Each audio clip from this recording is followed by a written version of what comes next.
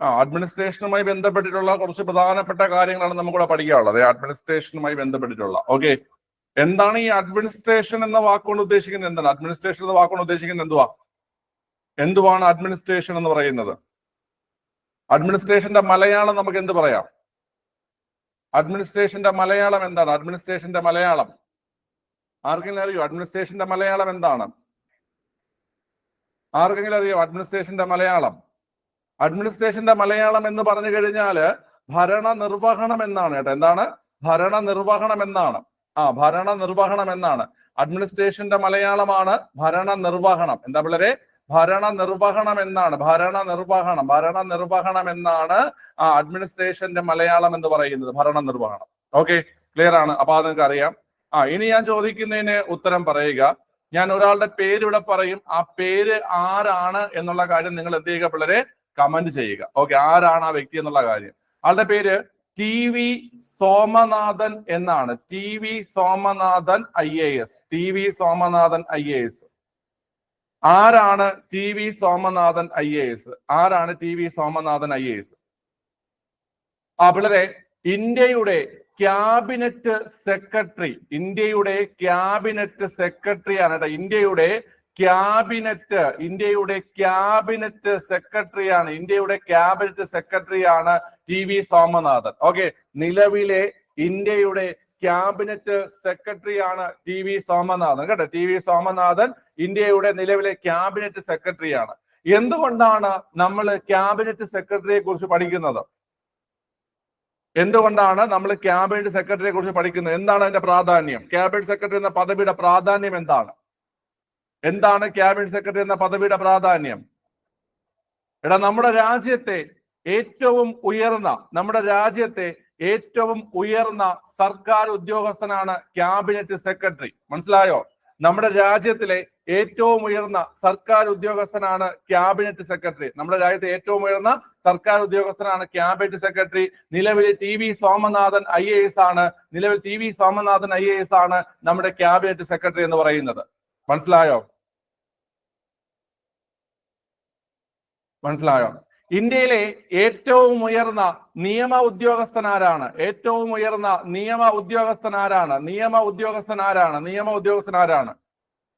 ഇന്ത്യയിലെ ഏറ്റവും ഉയർന്ന നിയമ ഉദ്യോഗസ്ഥനാണ് അറ്റോർണി ജനറൽ.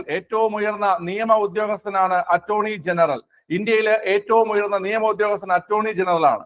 ഓക്കെ, ഈ അറ്റോർണി ജനറലിന്റെ ഏറ്റവും പ്രധാനപ്പെട്ട ജോലി എന്ന് പറഞ്ഞു കഴിഞ്ഞാൽ കേന്ദ്ര സർക്കാരിന് നിയമ ഉപദേശം നൽകുക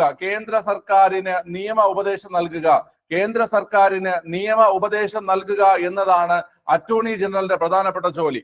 ഓക്കെ, അപ്പൊ നമ്മുടെ രാജ്യത്തെ ഏറ്റവും ഉയർന്ന ഉദ്യോഗസ്ഥനാണെന്ന് കേട്ട് കഴിഞ്ഞാൽ അത് ക്യാബിനറ്റ് സെക്രട്ടറിയാണ്. എന്നാൽ ഏറ്റവും ഉയർന്ന നിയമ ഉദ്യോഗസ്ഥൻ ആര് എന്ന് കേട്ട് കഴിഞ്ഞാൽ അത് അറ്റോർണി ജനറൽ ആണ്.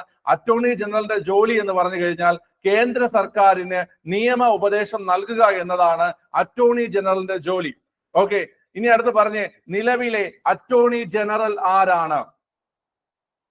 നിലവിലെ ഇന്ത്യയുടെ അറ്റോർണി ജനറൽ ആരാണ്? നിലവിൽ ഇന്ത്യയുടെ അറ്റോർണി ജനറൽ ആണ് R വെങ്കിട്ടരമണി. ആരാ പിള്ളേരെ? R വെങ്കിട്ടരമണിയാണ്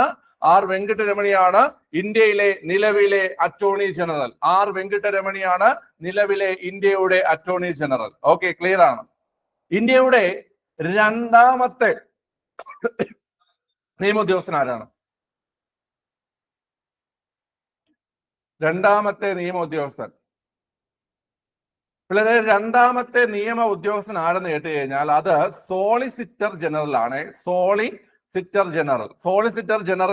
സോളിസിറ്റർ ജനറൽ ആണ് ഇന്ത്യയിലെ രണ്ടാമത്തെ നിയമ ഉദ്യോഗസ്ഥൻ എന്ന് പറയുന്നത്. മനസ്സിലായ?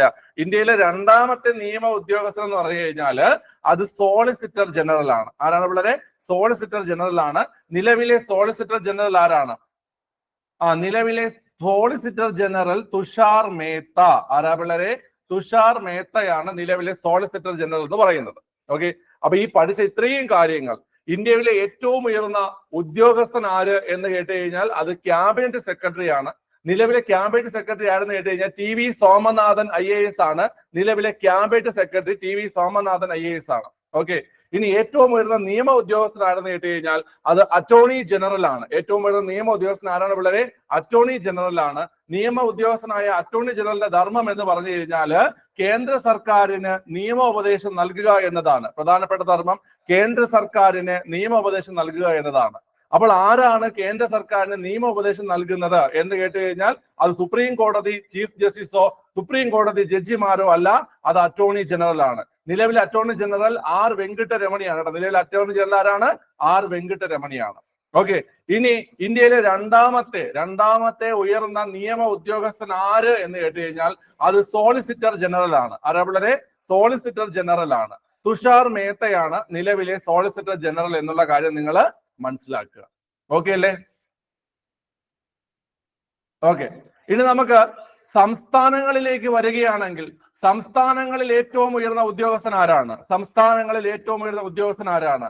സംസ്ഥാനങ്ങളിൽ ഏറ്റവും ഉയർന്ന ഉദ്യോഗസ്ഥനാണ് ചീഫ് സെക്രട്ടറി. ചീഫ് സെക്രട്ടറി സംസ്ഥാനങ്ങളിൽ ഏറ്റവും ഉയർന്ന ഉദ്യോഗസ്ഥനാണ് ആര് പിള്ളേരെ? ചീഫ് സെക്രട്ടറി എന്ന് പറയുന്നത്. നിലവിലെ ചീഫ് സെക്രട്ടറി ആരാണ്?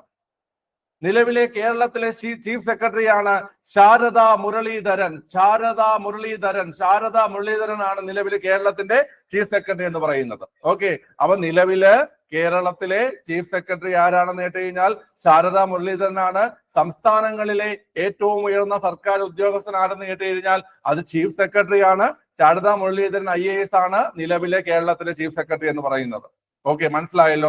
IAS ഇന്ത്യൻ അഡ്മിനിസ്ട്രേറ്റീവ് സർവീസിലുള്ള ആൾക്കാരായിരിക്കും ഈ ഉയർന്ന പദവികളിലേക്ക് എത്തുന്നത്. ഇന്ത്യൻ അഡ്മിനിസ്ട്രേറ്റീവ് സർവീസിലുള്ള ആൾക്കാരായിരിക്കും ഈ ഉയർന്ന പദവികളിലേക്ക് എത്തുന്നത്. ഓക്കെ, ഇനി സംസ്ഥാനങ്ങളിലെ ഏറ്റവും ഉയർന്ന നിയമ ഉദ്യോഗസ്ഥൻ ആരാണ്? സംസ്ഥാനങ്ങളിലെ ഏറ്റവും ഉയർന്ന നിയമ ഉദ്യോഗസ്ഥനാണ് അഡ്വക്കേറ്റ് ജനറൽ. എന്താ പിള്ളേരെ? അഡ്വക്കേറ്റ് ജനറൽ ആണ് സംസ്ഥാനങ്ങളിലെ ഏറ്റവും ഉയർന്ന നിയമ ഉദ്യോഗസ്ഥൻ. അഡ്വക്കേറ്റ് ജനറൽ ആണ്. നിലവിലെ അഡ്വക്കേറ്റ് ജനറൽ ആരാണ്? കേരളത്തിലെ നിലവിലെ അഡ്വക്കേറ്റ് ജനറൽ ആരാണ്? കെ ഗോപാലകൃഷ്ണ കുറുപ്പാണ്. കെ ഗോപാലകൃഷ്ണ കുറുപ്പാണ് നിലവിലെ advocate general. Okay, K Gopalakrishna കുറുപ്പാണ് നിലവിലെ കേരളത്തിലെ അഡ്വക്കേറ്റ് ജനറൽ എന്നുള്ള കാര്യം നിങ്ങൾ മനസ്സിലാക്കുക. ഓക്കെ അല്ലേടാ? ഓക്കെ, അപ്പം ഏറ്റവും ഉയർന്ന സംസ്ഥാനങ്ങളിൽ ഏറ്റവും ഉയർന്ന സർക്കാർ ഉദ്യോഗസ്ഥൻ ആര് എന്ന് കേട്ട് കഴിഞ്ഞാൽ അത് ചീഫ് സെക്രട്ടറി ആണ്. നിലവിൽ കേരളത്തിന്റെ chief secretary Sharada Muraleedharan IAS ആണ്, മറക്കരുത്. ഏറ്റവും ഉയർന്ന നിയമ ഉദ്യോഗസ്ഥൻ എന്ന് വെച്ചാൽ അഡ്വക്കേറ്റ് ജനറൽ ആണ്. നിലവിലെ കേരളത്തിലെ അഡ്വക്കേറ്റ് ജനറൽ കെ ഗോപാലകൃഷ്ണ കുറുപ്പാണ്. ഓക്കെ, സെറ്റാണ്. ശരി, ഇനി നിങ്ങൾ ശ്രദ്ധിക്കുക, എന്താണ് അഡ്വക്കേറ്റ് ജനറലിന്റെ പ്രധാന ധർമ്മം? എന്താണ് അഡ്വക്കേറ്റ് ജനറലിന്റെ പ്രധാന ധർമ്മം? എന്താണ് അഡ്വക്കേറ്റ് ജനറലിന്റെ പ്രധാന ധർമ്മം? സംസ്ഥാന സർക്കാരുകൾക്ക് നിയമ ഉപദേശം നൽകുക. നമ്മൾ പറഞ്ഞു അറ്റോർണി ജനറലിന്റെ ജോലി പറഞ്ഞു. അറ്റോർണി ജനറലാണ് കേന്ദ്ര സർക്കാരിന് നിയമോപദേശം നൽകുന്നത് അല്ലേ? അറ്റോർണി ജനറലാണ് കേന്ദ്ര സർക്കാരിന് നിയമോപദേശം നൽകുന്നത്. അതുപോലെ സംസ്ഥാന സർക്കാരുകൾക്ക് നിയമോപദേശം നൽകുന്നത് അഡ്വക്കേറ്റ് ജനറൽ ആണ്. സംസ്ഥാന സർക്കാരുകൾക്ക് നിയമോപദേശം നൽകുന്നത് അഡ്വക്കേറ്റ് ജനറൽ ആണ്. മനസ്സിലായോ ഇല്ലേ? മനസ്സിലായി? ക്ലിയർ ആണ്? ഓക്കെ. ഇനി ഞാൻ വേറൊരു കാര്യം ചോദിക്കട്ടെ. നമ്മുടെ രാജ്യസഭ, ലോകസഭ ഇവിടെയൊക്കെ സർക്കാർ ഉദ്യോഗസ്ഥരുണ്ടോ? രാജ്യസഭയിലും ലോകസഭയിലൊക്കെ സർക്കാർ ഉദ്യോഗസ്ഥരുണ്ടോ? രാജ്യസഭയിലെയും ലോകസഭയിലെയും ഉയർന്ന സർക്കാർ ഉദ്യോഗസ്ഥരെ നമ്മൾ ഏത് പേരിട്ടാ വിളിക്കുന്നേ? രാജ്യസഭയിലെയും ലോകസഭയിലെയും സർക്കാർ ഉദ്യോഗസ്ഥരെ നമ്മൾ ഏത് പേരിട്ടാ വിളിക്കുന്നേ? പിള്ളേരെ, രാജ്യസഭയിലെയും ലോകസഭയിലെയും സർക്കാർ ഉദ്യോഗസ്ഥരെ നമ്മൾ സെക്രട്ടറി ജനറൽ എന്ന് വിളിക്കുന്നു.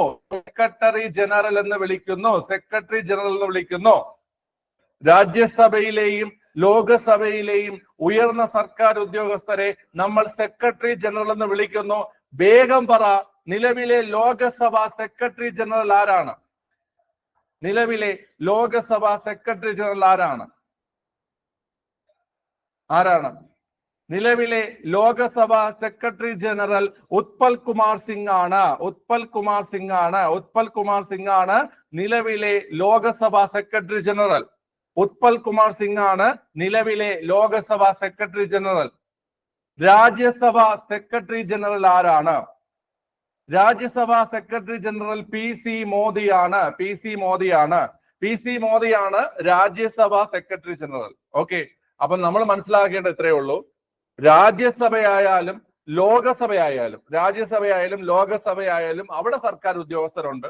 അവിടുത്തെ സർക്കാർ ഉദ്യോഗസ്ഥരിൽ ഏറ്റവും മുതിർന്ന ആൾ അല്ലെങ്കിൽ ഏറ്റവും ഉയർന്ന പദവിയെ നമ്മൾ സെക്രട്ടറി ജനറൽ എന്ന വാക്കുകൊണ്ടാണ് സെക്രട്ടറി ജനറൽ എന്ന പദവി കൊണ്ടാണ് സൂചിപ്പിക്കുന്നത്. ഈ സെക്രട്ടറി ജനറൽ, ലോകസഭയുടെ സെക്രട്ടറി ജനറൽ ആര് എന്ന് കേട്ട് കഴിഞ്ഞാൽ അത് ഉത്പൽ കുമാർ സിംഗ് ആണ്. ലോകസഭയുടെ സെക്രട്ടറി ജനറൽ ആരാണ് പിള്ളേരെ? ഉത്പൽ കുമാർ സിംഗ് ആണ്. രാജ്യസഭയുടെ സെക്രട്ടറി ജനറൽ ആരാണ്? പി സി മോദിയാണ്. പ്രമോദ് ചന്ദ്ര മോദി എന്ന പി സി മോദിയാണ് രാജ്യസഭയുടെ സെക്രട്ടറി ജനറൽ. ഓക്കെ അല്ലേ? ഒരു സെക്കൻഡ്. ഹലോ, ആരാ? അതെ,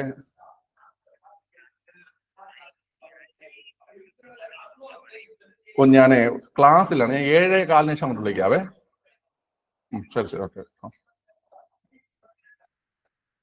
പിള്ളേരെ, അപ്പൊ ഉത്പൽ കുമാർ സിംഗ് ലോകസഭ, പി സി മോദി രാജ്യസഭ. സെറ്റാണേ? മനസ്സിലായേ? പെട്ടെന്ന് പറഞ്ഞേ. നിലവിലെ ലോകസഭ നേതാവാരാ? നിലവിലെ ലോകസഭ നേതാവാരാ? പിള്ളേരെ, ലോകസഭയുടെ നേതാവാണെന്ന് കേട്ടാൽ അത് പ്രൈം മിനിസ്റ്റർ ആണ്. പ്രൈം മിനിസ്റ്റർ നരേന്ദ്രമോദിയാണല്ലേ? നരേന്ദ്രമോദിയാണ് ലോകസഭാ നേതാവ്. ലോകസഭയുടെ നേതാവ് ആരെന്ന് കേട്ട് കഴിഞ്ഞാൽ പ്രൈം മിനിസ്റ്റർ ആണ്. നിലവിലെ ലോകസഭാ നേതാവ് ആരാണ്? നരേന്ദ്രമോദിയാണ്. ലോകസഭ പ്രതിപക്ഷ നേതാവ് ആരാണ്? ലോകസഭ പ്രതിപക്ഷ നേതാവ് നിലവിൽ രാഹുൽ ഗാന്ധിയാണ്. രാഹുൽ ഗാന്ധിയാണ് ലോകസഭ പ്രതിപക്ഷ നേതാവ്. ഓക്കെ, ഇനി അടുത്ത ലോകസഭ അധ്യക്ഷൻ ആരാണ്? ലോകസഭ അധ്യക്ഷൻ സ്പീക്കറാണ് അല്ലെ? സ്പീക്കറാണ് ലോകസഭയുടെ അധ്യക്ഷൻ. സ്പീക്കറാണ്. അതായത് ഓം ബിർളയാണ് നിലവിലെ ലോകസഭ അധ്യക്ഷൻ. അപ്പൊ ലോകസഭയുടെ നേതാവ് ആരെന്ന് കേട്ട് കഴിഞ്ഞാല് അതെപ്പോഴും പ്രധാനമന്ത്രിയായിരിക്കും. നിലവിലെ മോദിയാണ് നിലവിലെ ലോകസഭാ നേതാവ്. ഇനി ലോകസഭയുടെ പ്രതിപക്ഷ നേതാവ് ആരെന്ന് കേട്ട് കഴിഞ്ഞാൽ അത് രാഹുൽ ഗാന്ധിയാണ്. നിലവിലെ ലോകസഭ പ്രതിപക്ഷ നേതാവ് ആരാണ് പിള്ളേരെ? അത് രാഹുൽ ഗാന്ധിയാണ്. ലോകസഭയുടെ അധ്യക്ഷൻ ആരെന്ന് കേട്ടാൽ ലോകസഭയുടെ അധ്യക്ഷൻ എപ്പോഴും ആരായിരിക്കും? സ്പീക്കർ ആയിരിക്കും. സ്പീക്കർ ആരാണ്? ഓം ബിർളയാണ്. ഇനി രാജ്യസഭയുടെ നേതാവ് ആരാണ്? രാജ്യസഭാ നേതാവ് നിലവിലെ രാജ്യസഭാ നേതാവ് ആരാണ്? രാജ്യസഭാ നേതാവ്? പിള്ളേരെ, രാജ്യസഭയുടെ നേതാവ് ആര്? രാജ്യസഭയുടെ നേതാവ് ജെ പി നദ്ദ. നമ്മുടെ ആരോഗ്യ വകുപ്പ് മന്ത്രിയായിട്ടുള്ള ജെ പി നദ്ദയാണ് രാജ്യസഭയുടെ നേതാവ്. രാജ്യസഭയുടെ നേതാവ് ആരാണ് പിള്ളേരെ? J P Nadda. Okay, Rajya Sabha പ്രതിപക്ഷ നേതാവ് രാജ്യസഭയുടെ പ്രതിപക്ഷ നേതാവ് ആരെന്ന് കേട്ട് കഴിഞ്ഞാല് മല്ലികാർജുൻ ഖാർഗെയാണ് രാജ്യസഭയുടെ പ്രതിപക്ഷ നേതാവ്. അപ്പൊ നിലവിലെ രാജ്യസഭ പ്രതിപക്ഷ നേതാവ് ആരെന്ന് കേട്ട് കഴിഞ്ഞാൽ മല്ലികാർജുൻ ഖാർഗെ. ആരാ പിള്ളേരെ? മല്ലികാർജുൻ ഖാർഗെ. ക്ലിയർ ആണ്? ഇനി അടുത്ത് രാജ്യസഭയുടെ അധ്യക്ഷൻ ആരാണ്? രാജ്യസഭയുടെ അധ്യക്ഷൻ എപ്പോഴും ചെയർമാനാണ് രാജ്യസഭയുടെ അധ്യക്ഷൻ. അതായത് രാജ്യസഭ ചെയർമാൻ ആരാണ് പിള്ളേരെ? രാജ്യസഭ ചെയർമാൻ ആരാ? രാജ്യസഭ ചെയർമാൻ ഉപരാഷ്ട്രപതി ജഗദീപ് ധൻഖർ. മാറിപ്പോകരുത്, ഈ കാര്യങ്ങൾ മാറിപ്പോകരുത്. നമ്മുടെ രാജ്യസഭയ്ക്ക് ഒരു നേതാവുണ്ട്. നിലവിലെ രാജ്യസഭാ നേതാവ് ജെ പി നദ്ദയാണ്. രാജ്യസഭയ്ക്കും പ്രതിപക്ഷ നേതാവുണ്ട്. രാജ്യസഭയുടെ പ്രതിപക്ഷ നേതാവ് മല്ലികാർജുൻ ഖാർഗെ. രാജ്യസഭയുടെ അധ്യക്ഷൻ എപ്പോഴും ചെയർമാൻ ആയിരിക്കും. രാജ്യസഭ അധ്യക്ഷൻ അല്ലെങ്കിൽ രാജ്യസഭയുടെ ചെയർമാൻ എപ്പോഴും വൈസ് പ്രസിഡന്റ് ആയിരിക്കും അല്ലെങ്കിൽ ഉപരാഷ്ട്രപതി ആയിരിക്കും. നിലവിലെ വൈസ് പ്രസിഡന്റ് അല്ലെങ്കിൽ ഉപരാഷ്ട്രപതി ജഗദീപ് ധൻഖർ. ഓക്കെ. രാജ്യസഭയുടെ ഉപാധ്യക്ഷൻ ആരാണ്? രാജ്യസഭയുടെ ഉപാധ്യക്ഷൻ ആരാണ്? നമുക്ക് ലോകസഭയ്ക്ക് ഉപാധ്യക്ഷൻ ഡെപ്യൂട്ടി സ്പീക്കറാണ്. നിലവിൽ ഡെപ്യൂട്ടി സ്പീക്കർ നമുക്ക് ഇല്ല കേട്ടോ. നമുക്ക് നിലവിൽ ഡെപ്യൂട്ടി സ്പീക്കർ ഇല്ല. ഓക്കെ, അതാണ് നമ്മൾ പറയാത്തത്. രാജ്യസഭയുടെ ഉപാധ്യക്ഷൻ ആരാണ്? ആരാണ്ടാ? ആർക്ക് പറയാം? രാജ്യസഭയുടെ ഉപാധ്യക്ഷൻ ആരാണ്? ഡെപ്യൂട്ടി ചെയർമാൻ ആണ് കേട്ടോ. ആരാണ്? ഡെപ്യൂട്ടി ചെയർമാൻ ആണ്. രാജ്യസഭയുടെ ഉപാധ്യക്ഷൻ എന്ന് പറഞ്ഞാൽ രാജ്യസഭയുടെ ഉപാധ്യക്ഷൻ ആരാണ് പിള്ളേരെ? അത് ഡെപ്യൂട്ടി ചെയർമാൻ ആണ്. ഇപ്പോഴത്തെ ഡെപ്യൂട്ടി ചെയർമാൻ ആരാണ്? ഇപ്പോഴത്തെ ഡെപ്യൂട്ടി ചെയർമാൻ ഹരിവംശ് നാരായൺ സിംഗ് ആണ് ഇപ്പോഴത്തെ രാജ്യസഭയുടെ ഡെപ്യൂട്ടി ചെയർമാൻ. ഹരിവംശ് നാരായൺ സിംഗ്. നമുക്ക് LGS പരീക്ഷയ്ക്ക് ഒരു ചോദ്യം ഉണ്ടായിരുന്നു, രാജ്യസഭയുടെ ഡെപ്യൂട്ടി ചെയർമാൻ ആകാൻ വേണ്ട പ്രായപരിധി എത്രയാണെന്ന്. നമുക്കറിയാം, രാജ്യസഭ ചെയർമാൻ ഉപരാഷ്ട്രപതിയാണ്. ഉപരാഷ്ട്രപതി ആകണമെങ്കിൽ 35 വയസ്സുണ്ടാവണം അല്ലെ? രാജ്യസഭ ചെയർമാൻ ആകണമെങ്കിൽ ഉപരാഷ്ട്രപതി ആകണമെങ്കിൽ 35 വയസ്സുണ്ടാകണം. എന്റെ ചോദ്യം ഇതാണ്, രാജ്യസഭയുടെ ഉപാധ്യക്ഷനായിട്ടുള്ള ഡെപ്യൂട്ടി ചെയർമാൻ ആകാൻ വേണ്ടിയിട്ടുള്ള ആ ഒരു പ്രായപരിധി എത്രയാണ്? പിള്ളേരെ 30 വയസ്സാണ്. കാരണം രാജ്യസഭ അംഗങ്ങളിൽ നിന്നൊരാളെയാണ് ഡെപ്യൂട്ടി ചെയർമാനായിട്ട് നിയമിക്കുക. മനസ്സിലായ? രാജ്യസഭ അംഗങ്ങളിൽ നിന്നൊരാളെയാണ് ഡെപ്യൂട്ടി ചെയർമാനായിട്ട് നിയമിക്കുക. രാജ്യസഭ അംഗമാകാൻ വേണ്ട കുറഞ്ഞ പ്രായം 30 വയസ്സാണ്. അതായത് രാജ്യസഭയുടെ ഡെപ്യൂട്ടി ചെയർമാൻ ആകാൻ വേണ്ട പ്രായം 30 വയസ്സ്. രാജ്യസഭയുടെ ഡെപ്യൂട്ടി ചെയർമാൻ ആകാൻ വേണ്ട പ്രായം എത്രയാണ് പിള്ളേരെ? 30 വയസ്സാണ്. ഓക്കെ അല്ലേ? നമുക്ക് ഈ സ്ക്രീനിൽ കാണുന്ന മുഴുവൻ കാര്യങ്ങൾ നമുക്ക് ഒന്നുകൂടെ ഒന്ന് പറഞ്ഞു നോക്കിയാലോടാ. നമ്മൾ എന്തൊക്കെയാണ് പഠിച്ചതെന്ന് പറഞ്ഞു നോക്കാം നമുക്ക്. ഓക്കെ, നമ്മൾ പറഞ്ഞു TV സോമനാഥൻ ആരെന്ന് പറഞ്ഞിട്ടാണ് നമ്മൾ ക്ലാസ് സ്റ്റാർട്ട് ചെയ്തത് അല്ലേ? TV സോമനാഥൻ IAS ആണ് ഇന്ത്യയുടെ നിലവിലത്തെ ക്യാബിനറ്റ് സെക്രട്ടറി. ഇന്ത്യയിലെ നിലവിലത്തെ ക്യാബിനറ്റ് സെക്രട്ടറിയുടെ പേരാണ് TV സോമനാഥൻ. അപ്പൊ ഞാൻ പറഞ്ഞു, എന്താണ് ക്യാബിനറ്റ് സെക്രട്ടറിയുടെ പദവി എന്ന് പറഞ്ഞു അല്ലേ? അതായത് നമ്മുടെ രാജ്യത്തെ ഏറ്റവും ഉയർന്ന ഉദ്യോഗസ്ഥനാണ് ക്യാബിനറ്റ് സെക്രട്ടറി. ആ പദവിയിൽ നിലവിലുള്ള വ്യക്തിയാണ് TV സോമനാഥൻ IAS. പിന്നെ നമ്മൾ പറഞ്ഞു, നമ്മുടെ രാജ്യത്തെ ഏറ്റവും ഉയർന്ന നിയമ ഉദ്യോഗസ്ഥൻ ആര് എന്ന് കേട്ട് കഴിഞ്ഞാൽ അത് അറ്റോർണി ജനറൽ ആണ്. ഏറ്റവും ഉയർന്ന നിയമ ഉദ്യോഗസ്ഥൻ ആരാണ് പിള്ളേരെ? അറ്റോർണി ജനറൽ ആണെന്ന് പറഞ്ഞു. ഓക്കെ, ഈ അറ്റോർണി ജനറലിന്റെ ജോലി എന്ന് പറഞ്ഞു കഴിഞ്ഞാല് കേന്ദ്ര സർക്കാരിന് നിയമ ഉപദേശം നൽകുക എന്നതാണ്. അറ്റോർണി ജനറലിന്റെ ജോലി എന്താണ് പിള്ളേരെ? കേന്ദ്ര സർക്കാരിന് നിയമ ഉപദേശം നൽകുക. ഏറ്റവും ഉയർന്ന നിയമ ഉദ്യോഗസ്ഥനാണ് അറ്റോർണി ജനറൽ. അറ്റോർണി ജനറലിന്റെ ജോലി കേന്ദ്ര സർക്കാരിന് നിയമ ഉപദേശം നൽകുക എന്നതാണ്. നിലവിലത്തെ അറ്റോർണി ജനറൽ ആണ് R വെങ്കിട്ടരമണി. നിലവിലത്തെ അറ്റോർണി ജനറൽ ആരാ പിള്ളേരെ? R വെങ്കിട്ടരമണിയാണ്. ഇനി ഏറ്റവും ഉയർന്ന രണ്ടാമത്തെ നിയമ ഉദ്യോഗസ്ഥനാണ് സോളിസിറ്റർ ജനറൽ. നിലവിലെ സോളിസിറ്റർ ജനറൽ ആണ് തുഷാർ മേത്തയാണ് നിലവിലെ സോളിസിറ്റർ ജനറൽ. ഓക്കെ, ക്ലിയർ ആണ്. പിന്നെ നമ്മൾ സംസ്ഥാനത്തിലേക്ക് വന്നു. സംസ്ഥാനങ്ങളിൽ ഏറ്റവും ഉയർന്ന ഉദ്യോഗസ്ഥൻ ചീഫ് സെക്രട്ടറി ആണ്. കേരളത്തിന്റെ നിലവിലെ ചീഫ് സെക്രട്ടറി ആണ് ശാരദാ മുരളീധരൻ IAS. കേരളത്തിന്റെ നിലവിലെ ചീഫ് സെക്രട്ടറി ആരാണ്? ശാരദാ മുരളീധരൻ IAS ആണ്. ഇനി സംസ്ഥാനങ്ങളിലെ ഏറ്റവും ഉയർന്ന നിയമ ഉദ്യോഗസ്ഥനാണ് അഡ്വക്കേറ്റ് ജനറൽ. നിലവിലെ അഡ്വക്കേറ്റ് ജനറൽ കെ ഗോപാലകൃഷ്ണ കുറുപ്പാണ്. സംസ്ഥാന സർക്കാരുകൾക്ക് നിയമോപദേശം നൽകുക എന്നതാണ് അഡ്വക്കേറ്റ് ജനറലിന്റെ ഫംഗ്ഷൻ എന്ന് പറയുന്നത്, അല്ലെങ്കിൽ ജോലി എന്ന് പറയുന്നത്. പിന്നെ നമ്മൾ പറഞ്ഞു, ലോകസഭയിലും രാജ്യസഭയിലും സർക്കാർ ഉദ്യോഗസ്ഥരുണ്ട്. അതിൽ ഏറ്റവും ഉയർന്ന റാങ്ക് എന്ന് പറയുന്നത് സെക്രട്ടറി ജനറൽ ആണ്. ലോകസഭയുടെ ഇപ്പോഴത്തെ സെക്രട്ടറി ജനറൽ ആണ് ഉത്പൽ കുമാർ സിംഗ്. രാജ്യസഭയാവുമ്പോൾ PC മോദി. ഓക്കെ, രാജ്യം ഭരിക്കുന്നത് മോദിയാണെന്നുള്ള രീതിയിൽ നിങ്ങൾ രാജ്യസഭ ഓർത്ത് വെക്കുക കേട്ടാ. രാജ്യം ഭരിക്കുന്നത് മോദി അല്ലേടാ. അപ്പൊ രാജ്യസഭയുടെ secretary general PC Modi. P C Modi. Rajya Sabha secretary general ആരാണ്? P C Modi, Pramod Chandra Modi. Okay. പിന്നെ നമ്മൾ പറഞ്ഞു ലോകസഭയുടെ നേതാവ് ആരെന്ന് പറഞ്ഞു. ലോകസഭയുടെ നേതാവ് ആരെന്ന് കേട്ട് കഴിഞ്ഞാൽ, ലോകസഭയുടെ തലവൻ ആരെന്ന് കേട്ട് കഴിഞ്ഞാൽ അത് പ്രധാനമന്ത്രിയാണ്. നിലവിലെ ലോകസഭയുടെ നേതാവ് നരേന്ദ്രമോദിയാണ്. ഓക്കെ. ലോകസഭയുടെ പ്രതിപക്ഷ നേതാവ് രാഹുൽ ഗാന്ധിയാണ്. ലോകസഭയ്ക്ക് അധ്യക്ഷനുണ്ട്, അധ്യക്ഷൻ സ്പീക്കറാണ്. നിലവിലെ സ്പീക്കർ ആരാണ്? ഓം ബിർളയാണ്.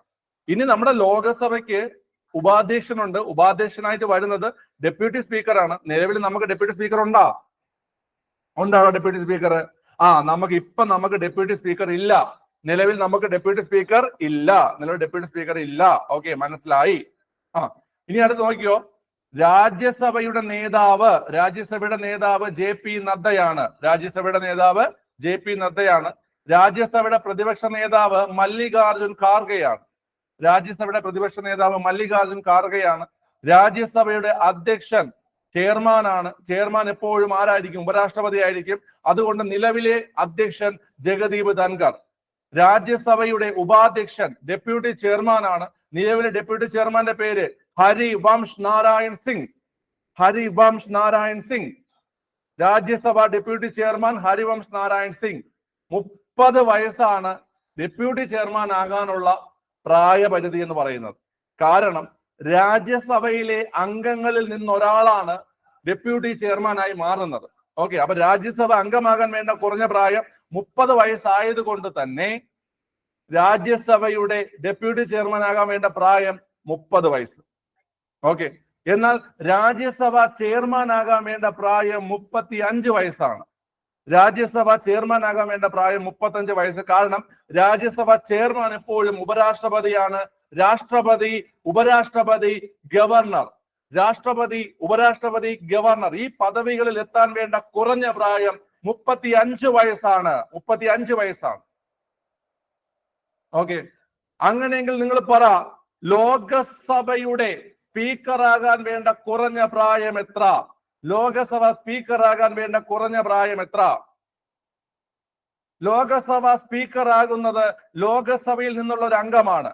അതുകൊണ്ട് ലോകസഭ സ്പീക്കറാകാൻ വേണ്ട കുറഞ്ഞ പ്രായം 25 വയസ്സ്. ലോകസഭ സ്പീക്കർ ആകാനും ലോകസഭ ഡെപ്യൂട്ടി സ്പീക്കർ ആകാനും ലോകസഭയുടെ നേതാവാകാനും ലോകസഭയുടെ പ്രതിപക്ഷ നേതാവാകാനും എത്ര വയസ്സ് മതി? 25 വയസ്സ് മതി. 25 വയസ്സുള്ള ഒരാൾക്ക് ലോകസഭ സ്പീക്കർ ആകാം, ഡെപ്യൂട്ടി സ്പീക്കർ ആകാം, ലോകസഭ നേതാവാകാം, ലോകസഭ പ്രതിപക്ഷ നേതാവാകാം, പ്രധാനമന്ത്രിയാകാം, MLA ആകാം, പാർലമെന്റ് അംഗമാകാം, മുഖ്യമന്ത്രിയാകാം, മന്ത്രിയാകാം, കേന്ദ്രമന്ത്രിയാകാം. ഈ പദവികൾക്കെല്ലാം എത്ര വയസ്സ് മതി? 25 വയസ്സ് മതി. ഓക്കെ അല്ലേ? ഓക്കെ. ഇനി ഒരു പറയണം, നിയമസഭയുടെ നേതാവ് ആരാണ്? നിയമസഭയുടെ നേതാവ് ആരാണ്? നിയമസഭയുടെ നേതാവ് മുഖ്യമന്ത്രിയാണ്. നിയമസഭയുടെ നേതാവ് ആരാ പിള്ളേരെ? മുഖ്യമന്ത്രിയാണ് നിയമസഭയുടെ നേതാവ്. അതായത് നിലവിലെ നിയമസഭ നേതാവ് ആരെന്ന് കേട്ട് കഴിഞ്ഞാൽ പിണറായി വിജയനാണ്. പിണറായി വിജയനാണ് നിലവിലെ നിയമസഭയുടെ നേതാവ് ആരെന്ന് കേട്ട് കഴിഞ്ഞാല് അത് പിണറായി വിജയനാണ്. നിയമസഭ പ്രതിപക്ഷ നേതാവാര്? പ്രതിപക്ഷ നേതാവാര്? പ്രതിപക്ഷ നേതാവാര്? നിയമസഭ പ്രതിപക്ഷ നേതാവ് V D Satheesan. V D Satheesan. V D Satheesan. നിയമസഭയുടെ പ്രതിപക്ഷ നേതാവ് വി ഡി സതീശൻ. നിയമസഭയുടെ അധ്യക്ഷൻ സ്പീക്കർ. സ്പീക്കർ ആരാണ്? നിലവിലെ സ്പീക്കർ ആരാണ്? നിലവിലെ സ്പീക്കർ എൻ ഷംസീർ ആണ്. എൻ ഷംസീർ ആണ് നിലവിലെ സ്പീക്കർ. ഡെപ്യൂട്ടി സ്പീക്കർ ആര്? നിലവിലെ ഡെപ്യൂട്ടി സ്പീക്കർ ആര്? ഡെപ്യൂട്ടി സ്പീക്കർ ആര്? ഡെപ്യൂട്ടി സ്പീക്കർ ആരടാ? നിലവിലെ ഡെപ്യൂട്ടി സ്പീക്കർ ആരാ?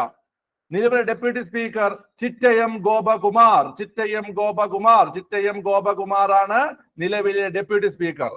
ഓക്കെ. എടാ പിള്ളേരെ പറ, നിയമസഭയുടെ നേതാവ് മുഖ്യമന്ത്രി. നിയമസഭയുടെ നേതാവ് മുഖ്യമന്ത്രി. നിലവിലെ നിയമസഭാ നേതാവ് പിണറായി വിജയൻ. അടുത്ത് പ്രതിപക്ഷ നേതാവ് V D Satheesan. Speaker N Shamseer. Speaker N Shamseer. Deputy speaker Chittayam Gopakumar. Deputy speaker Chittayam Gopakumar. Okay, മനസ്സിലായേ?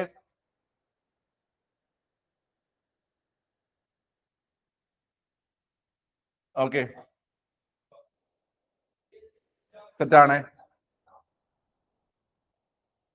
ഓക്കെ.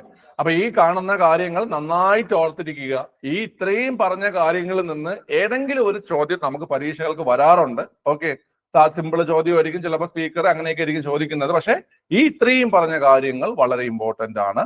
നിങ്ങൾ അറിഞ്ഞിരിക്കേണ്ട ബേസിക് ആയിട്ടുള്ള കുറച്ച് കാര്യങ്ങളാണ് നമ്മൾ പറഞ്ഞത്. ഓക്കെ, മനസ്സിലായോ? എല്ലാവർക്കും മനസ്സിലായോ? തെറ്റായി? ഓക്കെ, ശരി.